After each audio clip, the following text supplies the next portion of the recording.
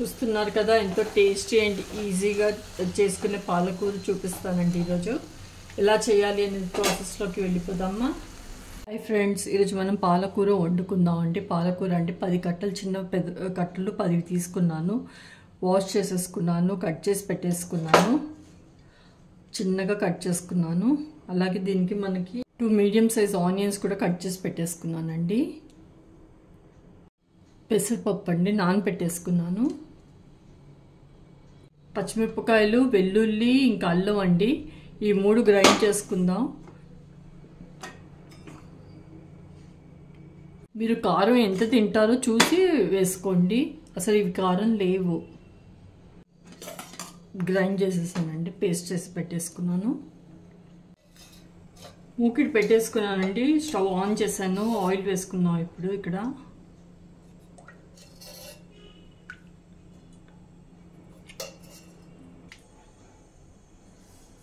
ఆవాలు వేసుకుంటున్నాను, అలాగే జీలకర్ర వేస్తాను. క్రాకులు అవుతున్నాయి కదండి. ఇప్పుడు 2 మీడియం సైజ్ ఆనియన్ అండి వేసేసుకున్నాను. ఇక్కడ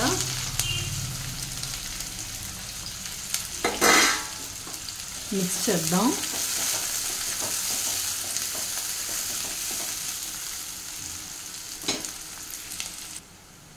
ఇది ఇప్పుడు లైట్గా కలర్ మారుతుంది కదండి. ఇక్కడ అల్లం, పచ్చిమిర్చి, వెల్లుల్లి పేస్ట్ వేసేస్తున్నాను.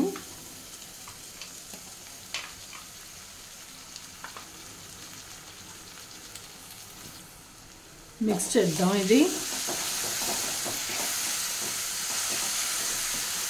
ఫ్రై చేసుకుందాం.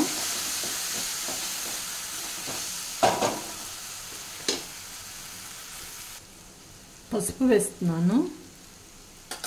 మిక్స్ చేద్దాం. మిక్స్ చేసుకుందాం.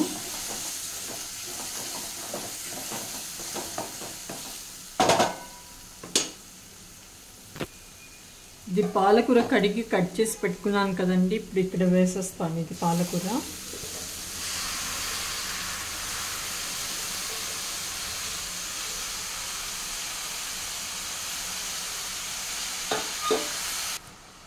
ఇది ఇప్పుడు మిక్స్ చేద్దాం.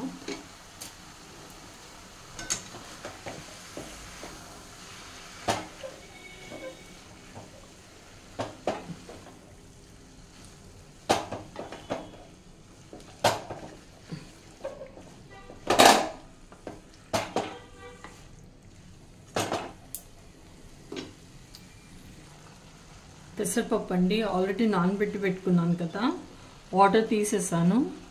వేసేస్తాను పెసరపప్పు కూడా.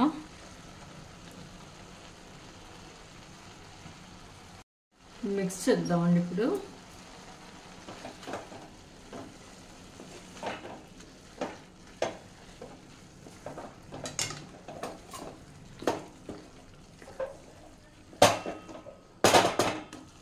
మూత పెట్టేసుకుందాం.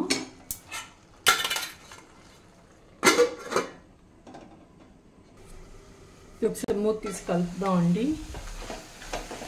వాటర్ అంతా ఇంకిపోయింది కదండి. ఇప్పుడు ఇక్కడ ఉప్పు వేసుకుందాం. ఉప్పు చాలా తక్కువ వేసుకోవాలి పాలకూరలో.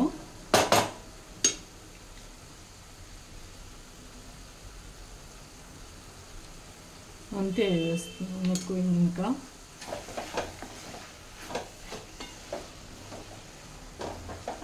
మళ్ళీ మూత పెట్టుకుందాం.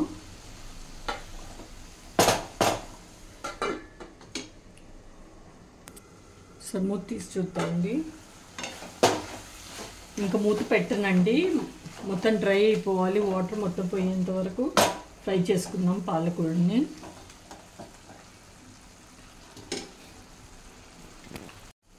అంతే అండి, పాలకూర అయిపోయింది. ఆఫ్ చేసేస్తున్నాను.